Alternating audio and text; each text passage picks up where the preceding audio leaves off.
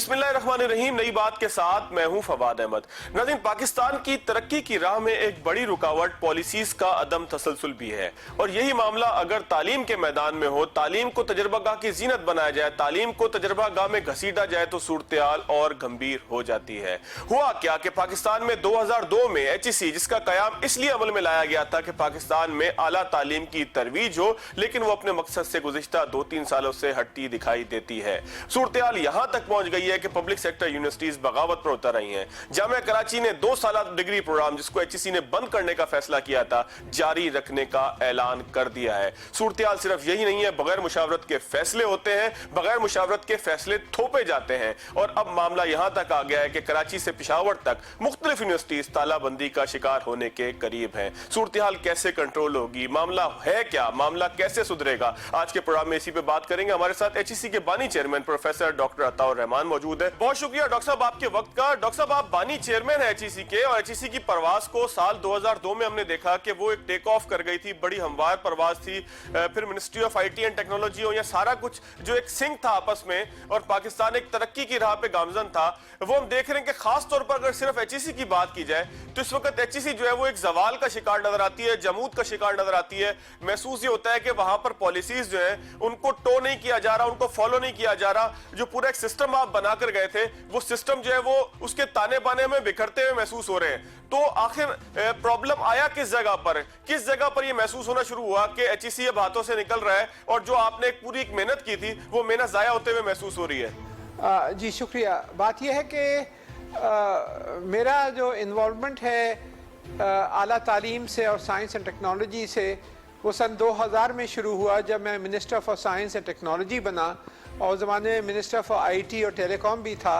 और हमने बहुत सारे कई 100 प्रोजेक्ट्स जो हैं यूनिवर्सिटीज़ की, रिसर्च सेंटर्स की, उस ज़माने में उनके लिए पैसे दिए, क्योंकि ministry of science and technology जो थी वो आला तालीम, साइंस, ज़राअत, तिब और हर मैदान के अंदर उस ज़माने में प्रोग्राम्स हम कर रहे थे। और IT इंफॉर्मेशन टेक्नोलॉजी के बहुत सारे प्रोग्राम्स हमने शुरू किए, जिसके अंदर हमने फाइबर फैलाया मुल्क के कोई 2000 शहरों में। पाकिस्तान का पहला सैटेलाइट लेकर आए। जो दाम थे इंटरनेट बैंडविड्थ के, वो $80,000 फी महीने से घटाकर चंद $100 फी महीने किए।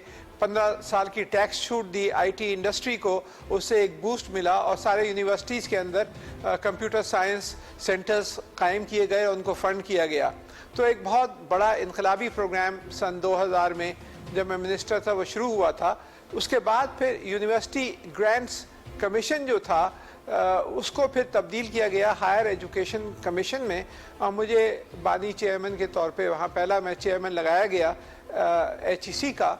और पहले यूनिवर्सिटी ग्रांट्स कमीशन जो था वो एक बहुत कमज़ोर इदारा था, और ये जो बनाया गया हायर एजुकेशन कमीशन जो बनाई गई, इसका जो है, इसका जो चेयरमैन था उसका स्टेटस एक फेडरल मिनिस्टर का दिया गया, और एक बहुत पावरफुल बोर्ड बनाया गया जिसमें प्राइवेट सेक्टर के भी वाइस चांसलर्स थे, और अहम शख्सियात थी, बिजनेस के भी थे, और एकेडमिक्स भी थे।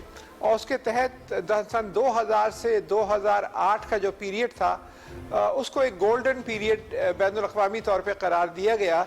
अगर आप विकीपीडिया पे जाएं और हायर एजुकेशन कमीशन पाकिस्तान पे देखें, तो एक बहुत बड़ा एक हिस्सा उसमें इंटरनेशनल प्रेस की हेडिंग में जो तारीफ़ करी गई है बैनुल-अक़वामी लेवल पर, जिसके अंदर United Nations commission for science and technology and development ने कहा कि ये इनकलाब आया है पूरे पाकिस्तान के अंदर।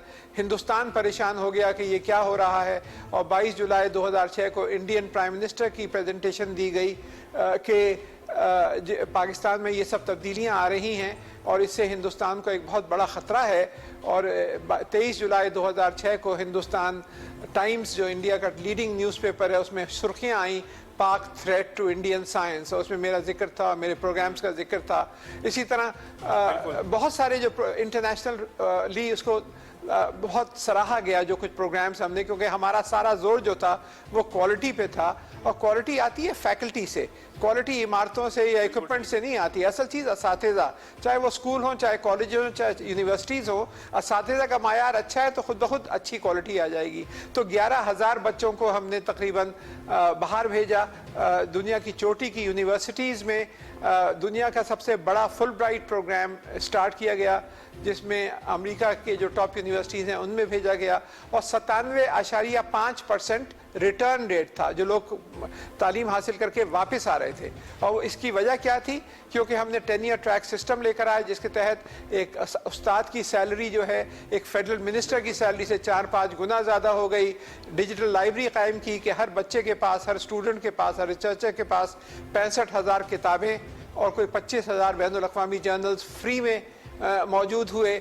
और इस तरह के बहुत सारे प्रोग्राम्स किए गए ताकि एक एनवायरनमेंट बने, एक इकोसिस्टम बने, एक रिसर्च, क्योंकि यूनिवर्सिटीज़ और कॉलेजेस में एक बुनियादी फ़र्क ये होता है कि कॉलेजेस का काम बुनियादी तौर पर पढ़ाना होता है, यूनिवर्सिटीज़ का दोहरा काम होता है, पढ़ाना भी और रिसर्च भी करना। तो रिसर्च एनवायरनमेंट के लिए जो लोग बच्चे वापस आ रहे थे उनको $1 तक की रिसर्च ग्रांट्स दी गई ताकि वो वापस आएँ तो उनके पास रिसर्च फंडिंग भी हो, और पहले से मैच मेकिंग की गई कि ये बच्चे वापस आएँ तो इनके लिए जॉब्स अवेलेबल हों। और पहला साल की तनख्वाह जो है HEC देता था मेरे ज़माने में, और उसके बाद फिर यूनिवर्सिटी को एडिशनल फंडिंग दी जाती थी। तो अच्छा डॉक्टर साहब एक सवाल पैदा होता है।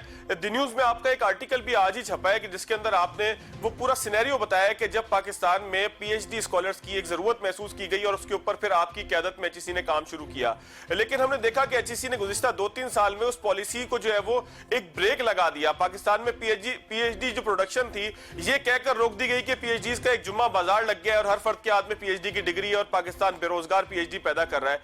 उसके साथ साथ और भी मुख्तलिफ काम जिसका आपने भी हवाला दिया आज अपने आर्टिकल के अंदर कि मास्टर डिग्री के हवाले से जो है उसकी शर्त खत्म की गई।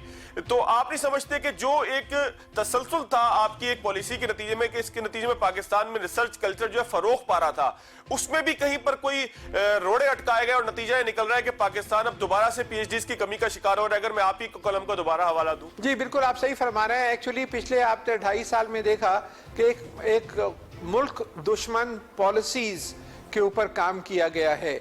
और अभी हाल में जो डॉक्टर परवेज हुडबॉय और डॉक्टर तारिक बेनूरी ने प्रेस कॉन्फ्रेंस की है, और डॉक्टर परवेज हुडबॉय वही शख्स हैं जिन्होंने कायदे आज़म मोहम्मद अली जिन्ना को उनकी तनकीद की कि इन्होंने पाकिस्तान बनाने में बहुत बड़ी गलती कर दी। ये वही शख्स हैं जिन्होंने डॉक्टर AQ खां की तनकीद की कि हिंदुस्तान एटम बम बनाता है तो ठीक है लेकिन पाकिस्तान को एटम बम की तरफ नहीं जाना चाहिए था, और जो हर डेवलपमेंट में तनकीद करते रहे हैं वो। और तारिक बेनूरी साहब के प्रेस कॉन्फ्रेंस जो इन्होंने इस्लामाबाद क्लब में चंद रोज़ की, उससे बात उजागर हो गई कि हो क्या रहा था पाकिस्तान में। अब आप देखिए कि क्या किया है इन्होंने। मैं 2-3 मिसालें देता हूँ। पाकिस्तान में आप जानते हैं हमारी बैचलर्स की डिग्री जो है, जो BA करते हैं कॉलेजेस से निकलते हैं, उनका मायार बहुत कमज़ोर होता है, और फिर मास्टर्स में बड़ी मुश्किल होती है उनको बेहतर करने में। लेकिन और उसके मास्टर्स के बाद PhD में बच्चों को इजाज़त मिलती है। और ये बैनुल-अक़वामी जो क़वानीन हैं, जो कि बोलोनिया प्रोटोकॉल कहलाया जाता है, ये इटली में हुआ था कि 3 स्टेजेस तालीम की ज़रूरी हैं अगर आप PhD पे करना चाहते हैं। फर्स्ट साइकिल जो है वो है स्कूल लेवल एजुकेशन, जिसमें आपको ये स्कूल लेवल एजुकेशन तो बुनियाद होती है। जो पहला साइकिल है वो अंडर ग्रेजुएट है, जो कि आप बच्चे BA करते हैं। दूसरा साइकिल जो है वो मास्टर्स है, और तीसरा जो साइकिल है वो PhD का है। ये 3 साइकिल्स हैं, अंडर ग्रेजुएट, ग्रेजुएट और मास्टर्स। तो ये तारिक बेनूरी साहब ने ये फैसला किया कि ये मास्टर्स की ज़रूरत नहीं है पाकिस्तान में, बच्चे जो है BA करके डायरेक्ट PhD में दाखिल हो जाएंगे। तो ये जो था ये एक कुल्हाड़ी चलाई गई है हमारे सारे डॉक्टरल प्रोग्राम के ऊपर। ये एक मिसाल है। एक दूसरी मैं मिसाल दूं कि जब मैं HEC का चेयरमैन था तो सबसे ज़्यादा जो हमने जोर दिया वो क्वालिटी पे था। ये बहुत ज़्यादा झूठ फैलाया गया कि नंबर्स पे जोर दिया, क्वालिटी पे नहीं दिया गया, लेकिन सबसे ज़्यादा जोर जो था क्वालिटी पे था। और हमने ये कहा था उस ज़माने में, और ये रूल्स बनाए थे कि हर PhD थीसिस जो है वो मुल्क से बाहर जाया करेगी। बैनुल-अक़वामी एक्सपर्ट्स जो चोटी के यूनिवर्सिटीज़ के जो एक्सपर्ट्स हैं, प्रोफेसर्स हैं, वो एवेल्यूएट किया करेंगे। इन्होंने ताकि इन्फ्लुएंस इस्तेमाल ना हो पाकिस्तान में। जी, ताकि इन्फ्लुएंस इस्तेमाल ना हो। आप अपने भाई बंदों को, दोस्तों को थीसिस एवेल्युएशन के ना भेज दें। इन्होंने उसको आके अब कैंसिल किया। उन्होंने कहा नहीं, बाहर जाने की ज़रूरत नहीं है, आप PhD की एवेल्युएशन जो है आप पाकिस्तान में किसी से भी करा सकते हैं। तो ये दूसरी बहुत बड़ी इन्होंने फिर जो इन्होंने 2 साल का बैचलर्स प्रोग्राम के सिलसिले में जो इक़दाम लिए, जो इन्होंने रिसर्च फंडिंग सारी यूनिवर्सिटीज़ की रोक दी, जो पहले नेशनल रिसर्च जो यूनिवर्सिटीज़ के लिए प्रोग्राम था, बहुत बड़ा प्रोग्राम था, वो रोक दिया गया। जो मुफ्त में साइंटिफिक इंस्ट्रूमेंटेशन की एक्सेस, लोग अपना सैंपल एनालाइज करा सकते थे फ्री में, वो जो HEC उसकी पेमेंट करता था, वो कहलाता था free access to scientific instrumentation, वो ख़त्म किया गया। और एक पूरी लिस्ट है उन सब इक़दाम की जो तबाह करने के लिए थे यूनिवर्सिटीज़ को, और ये सारे जो हैं इन्होंने किसी से कंसल्ट नहीं किया, किसी वाइस चांसलर से मशवरा नहीं किया। जो अभी जो डॉक्टर मोहम्मद अली हैं वाइस चांसलर कायद आज़म यूनिवर्सिटी के, वो जो हैं वो चेयरमैन हैं वाइस चांसलर्स कमेटी के, और वो टेलीविज़न पे अभी हाल ही में कह रहे थे कि मैं 19, 20, 21 से 3 साल से हूँ, लेकिन ये तो मुझे मानने के लिए तैयार नहीं और मेरे से मशवरा नहीं करते, और किसी वाइस चांसलर को अंदर आने की उनके दफ्तर में इजाज़त भी नहीं थी डॉक्टर तारिक बनूरी की को। तो ये जो है एक बहुत बड़ी साजिश हुई है।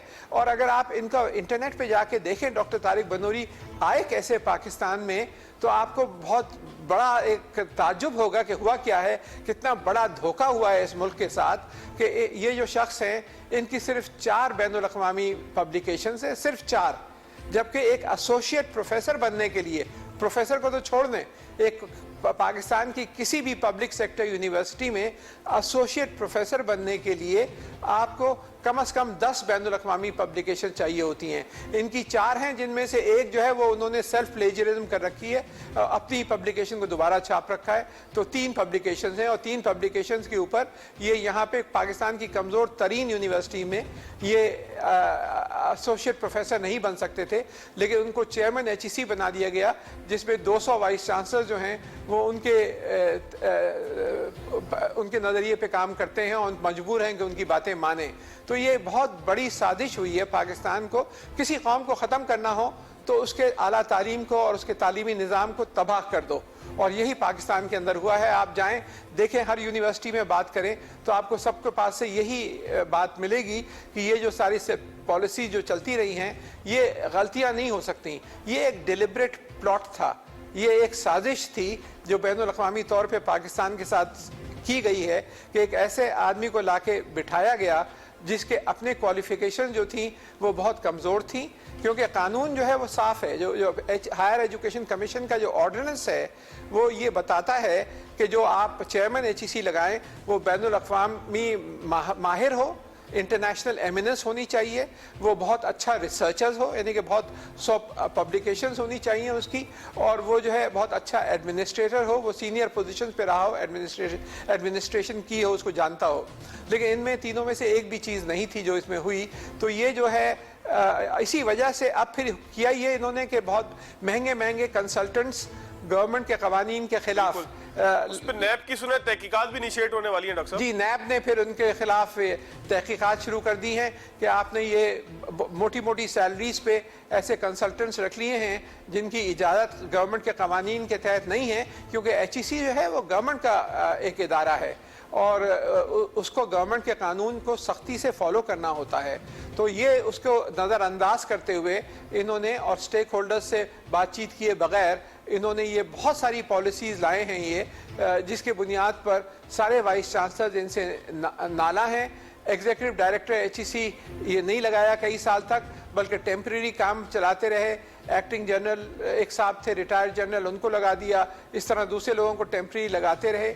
तो ये जो सिलसिला चलता रहा है अभी तक, उसकी वजह से मुस्ताफी होने का सिलसिला भी है। HEC के बहुत सारे ओहदेदार छोड़कर भी जा रहे हैं, सूरत-ए-हाल यहाँ तक पहुँच गई है। HEC तो एक कोलैप्स होने के करीब नहीं आ गया। बिल्कुल, बात यह है कि अब क्योंकि एहतसाब का वक्त आया है, उन सब से पूछा जाएगा कि आपने किया कैसे, आपको अपॉइंटमेंट, आपने एक गैर कानूनी आपको अपॉइंटमेंट कबूल कैसे किया आपने।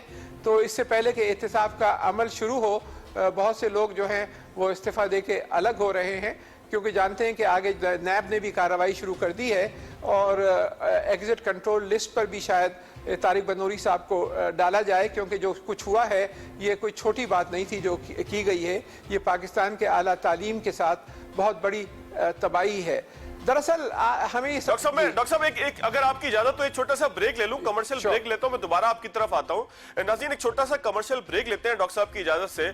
सूरत-ए-हाल ये है कि पाकिस्तान में आला तालीम के इदारे HEC के ऊपर एक बड़ा वार हुआ था। उस वार को किसी हद तक जो है वो इस वक्त डॉक्टर तारिक बनूरी साहब की रुखसती की सूरत में जो है कमजोर बनाया गया है। सूरत-ए-हाल है कैसे, काम आगे चलेगा कैसे, स्टेक होल्डर्स कैसे एक जगह आकर बैठेंगे, कैसे लोगों की मुशावरत से फैसले किए जाएंगे, डॉक्टर साहब से आगे का मुस्तकबिल का लायमल जरूर पूछेंगे आफ्टर शॉर्ट ब्रेक।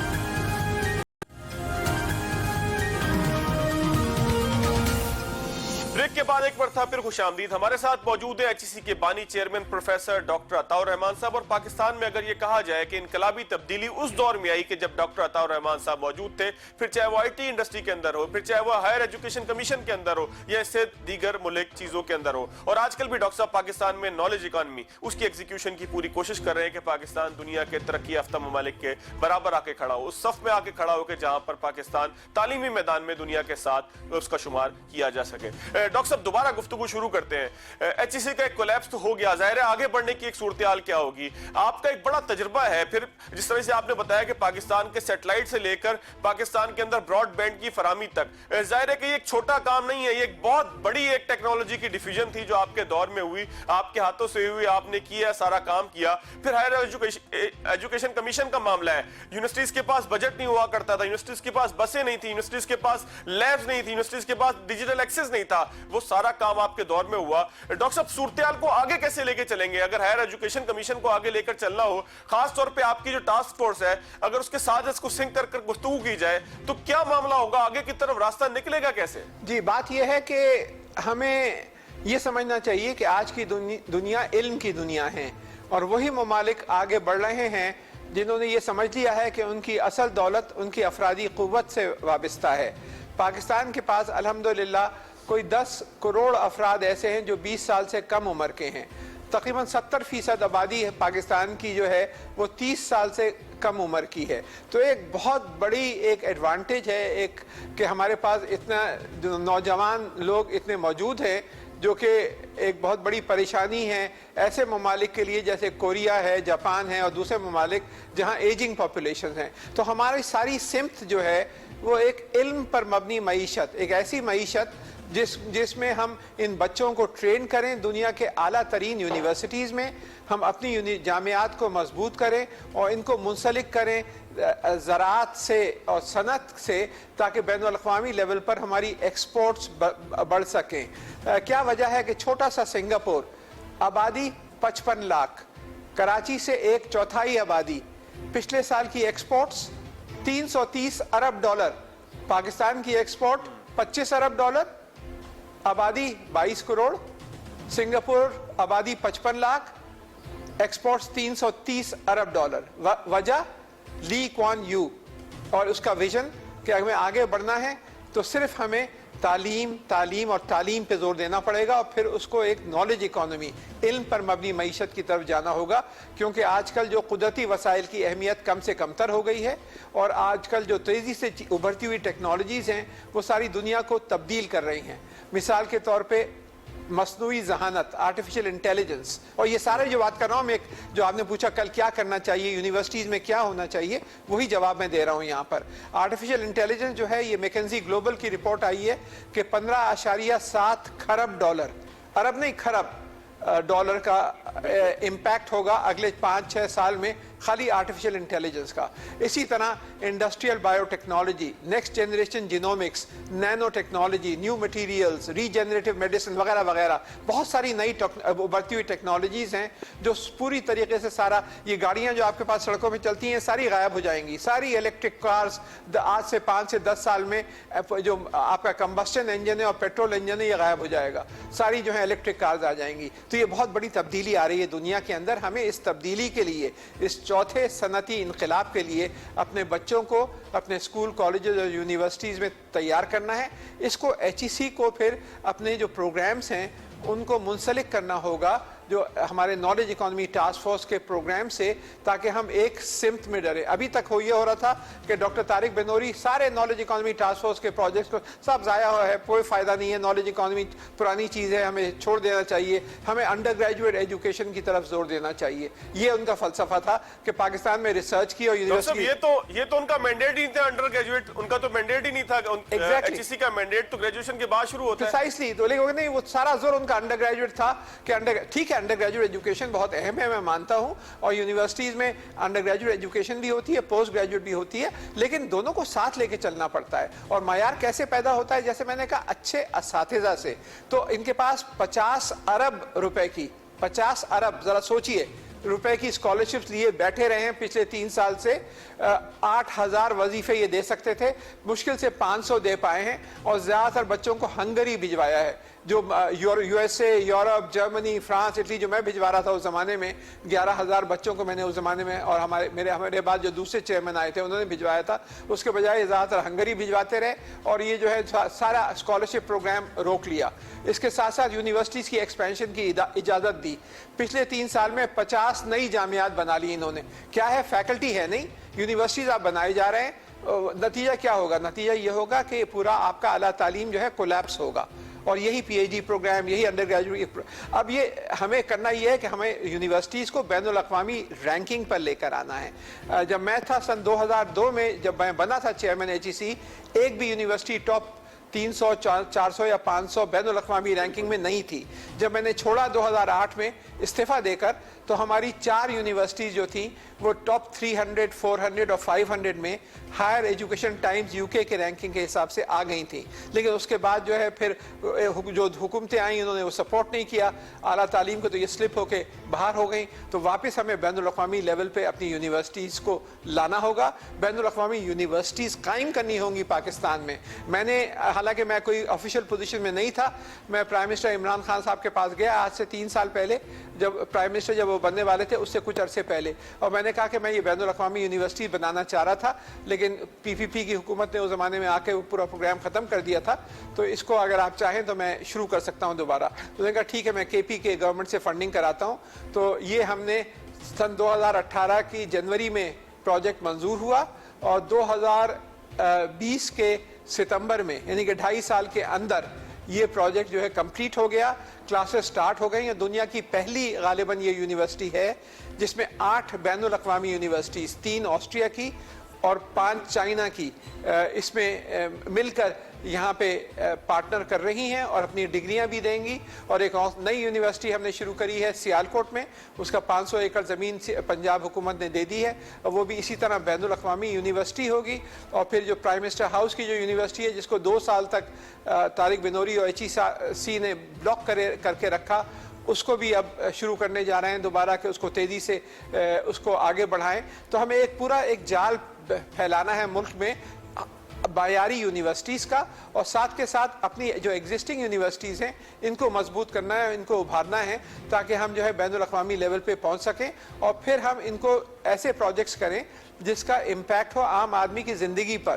خالی ڈگریاں لے کے لوگ نوکریاں نہ ڈھونڈتے پھریں, لیکن یہ قابلیت ہو ان میں کے اندر کہ وہ اپنی کمپنیاں قائم کر سکیں اور دوسرے لوگوں کو تو نوکری دے سکیں. تو نئے فیلڈز کے اندر ہمیں ابھارنے کے لیے national centres for innovation, national centres for entrepreneurship, venture capital, technology parks اور اس طرح کی چیزیں قائم کرنی ہے, تاکہ صنعت کے ساتھ لنکیج ہو. یونیورسٹی انڈسٹری لنکیجز جو ہیں ان کی بہت اہمیت ہے, وہ جب تک نہیں ہوں گی اور صرف ہم تھیوری پڑھاتے رہیں گے اور بچے پریکٹیکل فیلڈز میں تیار نہیں ہوں گے, جب تک آگے نہیں بڑھ سکتے. تو آپ کوریا کی اچھا ڈاکٹر صاحب, بڑی خوبصورت آپ نے بات کی. ڈاکٹر صاحب, ابھی جو کووڈ کا ایک آؤٹ بریک تھا اس میں ہم نے دیکھا کہ آکسفورڈ یونیورسٹی اپنی ایک ویکسینیشن لے کر آ گیا. ساتھ ہم نے دیکھا کہ کراچی یونیورسٹی کا بھی ایک بڑا کردار رہا کہ یہاں پر پی سی آر ٹیسٹنگ ہوتی رہی, پھر وائرس کے اوپر تحقیقات یہاں پر ہوتی رہی. تو پاکستان کی دیگر یونیورسٹیز کو اور اکراس دی بورڈ پورے پاکستان کے اندر یونیورسٹیز اگر تحقیق کریں گی تو ہم دنیا کے آگے کچھ پیش کر سکیں گے. اس ریسرچ کلچر کو کیسے پروموٹ کیا جا سکتا ہے؟ اس کی مثال یہی ادارہ ہے جو international centre for chemical and biological sciences ہے کراچی یونیورسٹی میں. یہ ایک مثال ہے ہماری ساری یونیورسٹیز کے لیے, اور ڈاکٹر طارق بنوری نے اسی کو ٹارگٹ करने की कोशिश की थी। ये इदारा क्या है? ये यूनेस्को का सेंटर ऑफ एक्सेलेंस है। इसमें हिंदुस्तान, चाइना, दूसरे ममालिक ने कम्पीट किया था, चुना गया इस सेंटर को, और इसका एग्रीमेंट आज से 3 साल पहले साइन किया गया यूनेस्को के साथ, और अब यूनेस्को बहुत सारे बच्चों को ट्रेनिंग के लिए यहाँ भेजता है। ये वाहिद इदारा है तीसरी दुनिया में कि यूरोप से बच्चे ट्रेनिंग होकर यहाँ आते हैं, और पिछले 5-6 साल में 120 जर्मन स्टूडेंट्स यहाँ ट्रेनिंग के लिए और पढ़ने के लिए आ चुके हैं। ये वाहिद इदारा है तीसरी दुनिया का जो कि इस वक्त the world academy of sciences TWAS, जो कि अब्दुल सलाम मरहूम ने उसको कायम किया था इटली में, उसका सेंटर ऑफ एक्सेलेंस है। ये वाहिद इदारा है पूरी तीसरी दुनिया का जो कि OIC सेंटर ऑफ एक्सेलेंस है, और इसको 2 दफ़ा इस्लामिक डेवलपमेंट बैंक के प्राइजेस मिल चुकी हैं। आप किसी वक्त आएँ यहाँ पर तो देखिएगा कि यहाँ पर कोई 600 स्टूडेंट्स PhD कर रहे हैं, 17 बिल्डिंगें हैं, 100 एकड़ के तकरीबन वाक़े है ये, और सारा पोस्ट ग्रेजुएट यानी कि PhD और पोस्ट डॉक्टरल। यहाँ पे हमने फिर वायरस रिसर्च का एक सेंटर कायम किया। पाकिस्तान में उस वक्त तो कोविड का नाम और निशान नहीं था जब हमने शुरू किया वायरस रिसर्च का, तो ये वाहिद सेंटर है जहाँ पे नेशनल सेंटर फॉर वायरोलॉजी कायम है और ऑपरेशनल है। कोविड की जो टेस्टिंग है सारी कोरोना वायरस की, वो यहाँ हो रही है, और इसी सेंटर में मेरे पास कुछ अपने पैसे बचे हुए थे तो मैंने अपने नाम से Jamilur Rahman centre for genomics research यहाँ कायम किया, जहाँ पे जेनेटिक एनालिसिस की पूरी फैसिलिटीज़ हैं। ये वाहिद सेंटर है जिसमें इस तरह की फैसिलिटीज़ हैं। तो कोरोना वायरस का जो जेनेटिक स्ट्रक्चर जो तब्दील हो रहा है, जो इसमें म्यूटेशंस हो रही हैं, उसको हम हर हफ्ते एग्जामिन कर रहे हैं कि कहाँ पे कौन कौन सी तब्दीलियाँ आ रही हैं और उसका क्या इम्पैक्ट हो सकता है सेहत के ऊपर। और 120 नई म्यूटेशंस हमने डिस्कवर की हैं यहाँ पर, जो कि यहाँ पाई गई हैं। तो बड़ा अच्छा एक सेटअप है, जो वाहिद सेटअप है जहाँ पूरा जेनेटिक सीक्वेंसिंग होती है। इसी तरह एक नैनो टेक्नोलॉजी का सेंटर, एक बायोटेक्नोलॉजी का centre, Latif Ibrahim Jamal science information centre, यहाँ पे नादरा पंजवानी साहिबा ने डोनेशन से doctor Panjwani centre for molecular medicine, और ये जिसमें मैं बैठा हूँ HEJ research institute chemistry, Hussain Ibrahim Jamal research foundation ने इसके लिए दिया था। तो यहाँ पे लतीफ़ इब्राहिम जमाल मरहूम की ग्रांट थी। तो इसकी इब्तिदा जो थी डॉक्टर सलीमुज़्ज़मान सिद्दीकी मरहूम ने की थी। उन्होंने ही मेरे अपनी ज़िंदगी में मुझे अपना यहाँ पे डायरेक्टर बना लिया था, और मैं तकरीबन 20 साल काम करता रहा। लेकिन अब पिछले 18-20 साल से प्रोफेसर इकबाल चौधरी इसके डायरेक्टर हैं और बहुत ही बेहतरीन काम कर रहे हैं। तो ये एक देखते हुए, तो ये जो हमने ये कायम किया है एक centre chemical and biological sciences का, इस तरह के 200 सेंटर्स पूरे मुल्क में होने चाहिए, सब यूनिवर्सिटीज में होने चाहिए। बिल्कुल, इसको एक मिसाल बना जाए। डॉक्टर साहब मैं एक ब्रेक लेता हूं। मैं बिल्कुल आपकी बात समझ गया, और अमली तौर पे भी हमने देखा कि सेंटर ने कोरोना के दौरान खास तौर पर सिंध और कराची के शहरियों के लिए बड़ी खिदमत अंजाम दी। यहाँ पर टेस्टिंग भी होती रही, यहाँ से हमें खबरें भी मिलती रही कि वायरस किस तरह से म्यूटेट हो रहा है, यहाँ से हमें ये खबरें भी मिलती रही कि वायरस अब किस रुख की तरफ जा रहा है और लोगों को कितना बीमार कर रहा है, किस तरीके से बीमार कर रहा है। बिल्कुल अमली तौर पर भी हमने देखा, और पूरे मुल्क में इस तरह के सेंटर कायम होने चाहिए। मैं एक छोटा सा ब्रेक लेता हूं डॉक्टर साहब, उसके बाद दोबारा आपकी तरफ आता हूं। ब्रेक के बाद एक बार फिर खुशामदीद। पाकिस्तान में आला तालीम के बानी प्रोफेसर डॉक्टर अताउर रहमान हमारे साथ मौजूद हैं। उनसे बात हो रही है कि किस तरीके से आगे चलना है, किस तरीके से पाकिस्तान में आला तालीम की तरवीज करनी है, और किस तरीके से पाकिस्तान में ऐसे सेंटर्स बनाने हैं कि जो ऐसे लोग पैदा कर सकें जो सोसाइटी की तामीर कर सकें, मुल्क का नाम आलमी सतह पर बुलंद कर सकें। डॉक्टर साहब मेरे पास एक आर्टिकल है, एप्सप है, all Pakistan private sector universities association, उसके चेयरमैन है प्रोफेसर डॉक्टर चौधरी अब्दुल रहमान।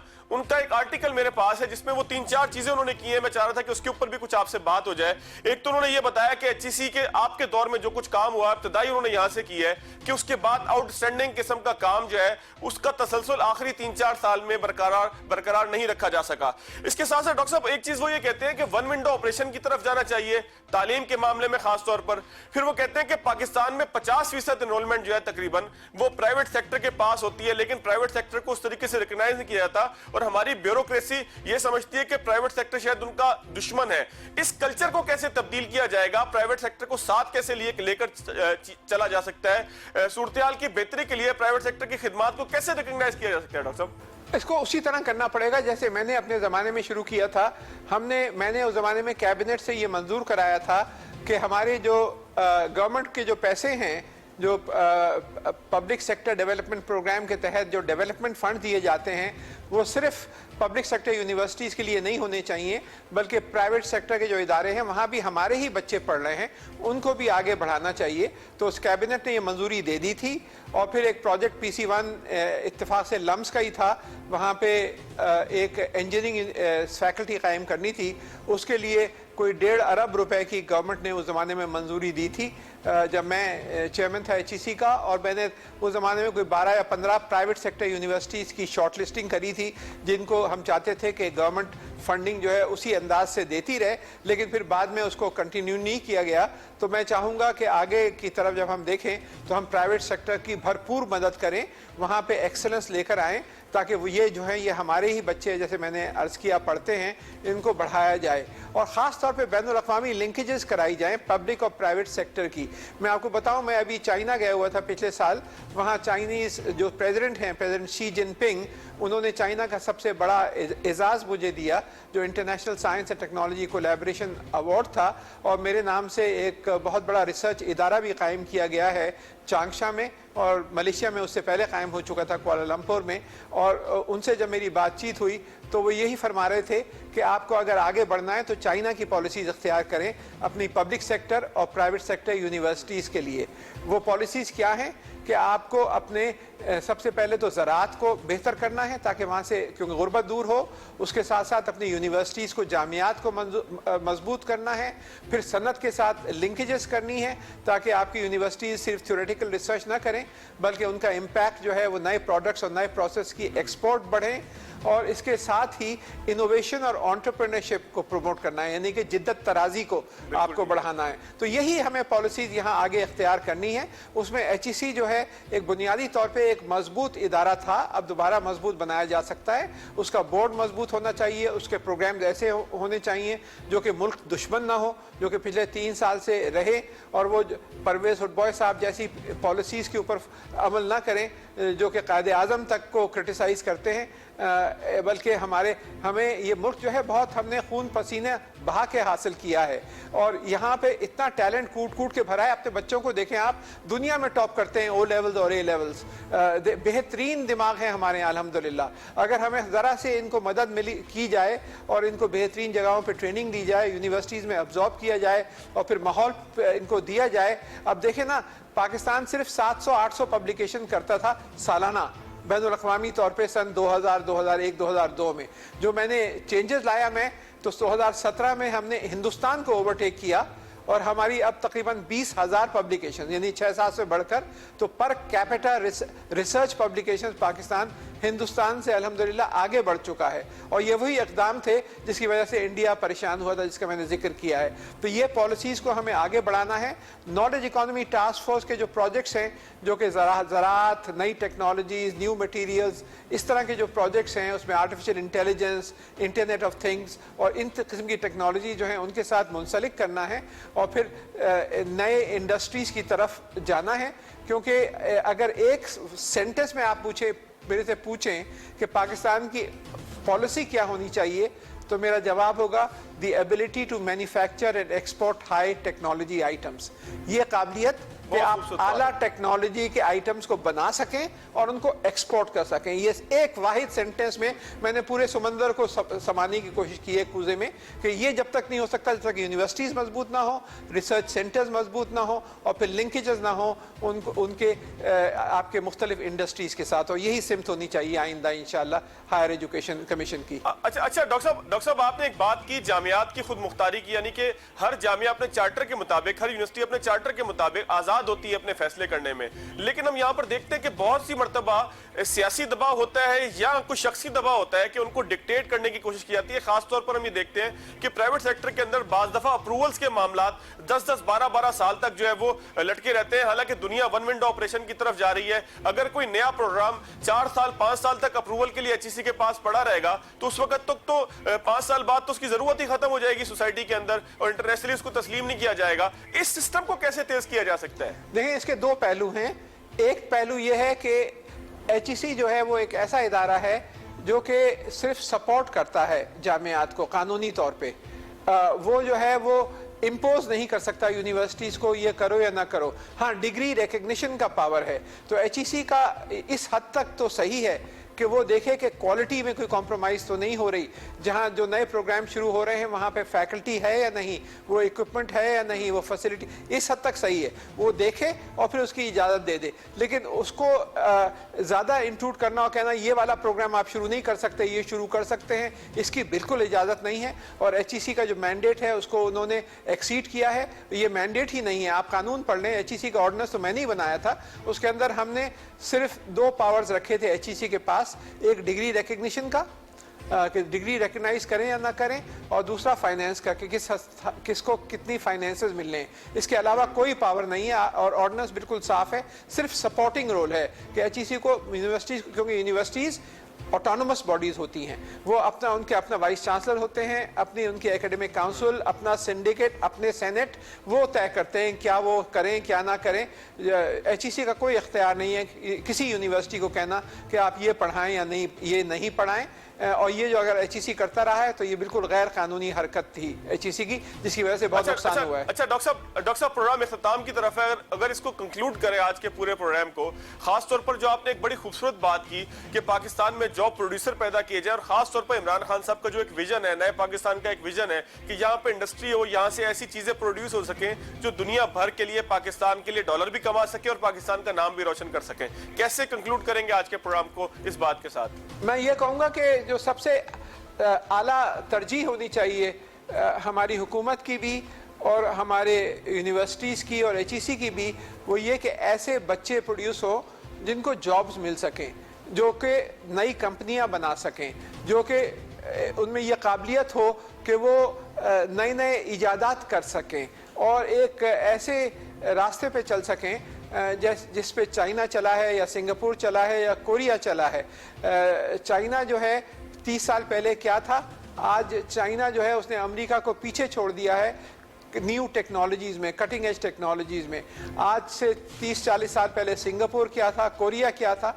तो ये सब हमारे सामने हैं रास्ते, और रास्ता वही है, एक इल्म का रास्ता, एक जिद्दत तराजी का रास्ता, एक तालीमी मयार का रास्ता। तो हमें आगे बढ़ना है, तो इंशाल्लाह हम यही रास्ता मैं कोशिश करूँगा इख्तियार कि हम करें। और जो नॉलेज इकोनॉमी टास्क फोर्स के तहत बहुत सारे जो प्रोजेक्ट्स अल्हम्दुलिल्लाह अब शुरू करे हैं, यूनिवर्सिटीज़ के अंदर ही शुरू हुए हैं, उनसे इंशाल्लाह बहुत बड़ी तब्दीली आएगी। लेकिन हुकूमत की पॉलिसीज़ भी तब्दील होने की ज़रूरत है, और मैं इस वक्त कायल करने की कोशिश कर रहा हूँ हुकूमत में लोगों को कि एक तालीमी एमरजेंसी नाफिज करें, नेशनल एजुकेशन एमरजेंसी, जिससे ज़्यादा रिसोर्सेज जो हैं वो आप इन्वेस्ट करें, सिर्फ हायर एजुकेशन में नहीं, बुनियादी तालीम जो प्राइमरी, सेकेंडरी, टेक्निकल और हायर एजुकेशन, इसको मैसिव इनपुट्स चाहिए, जब ही ये कौम इंशाल्लाह आगे बढ़ सकती है। और पूरा साथ लेके चलेंगे तो इंशाल्लाह ये मुल्क ज़रूर तब्दील होगा और हम बेहतरी की तरफ गामजन हो जाएंगे इंशाल्लाह। चले, बहुत शुक्रिया डॉक्टर साहब। नाज़रीन, आज के प्रोग्राम से इतना ही। डॉक्टर साहब की इसी खूबसूरत बात के साथ आज के प्रोग्राम का इख्तिताम करेंगे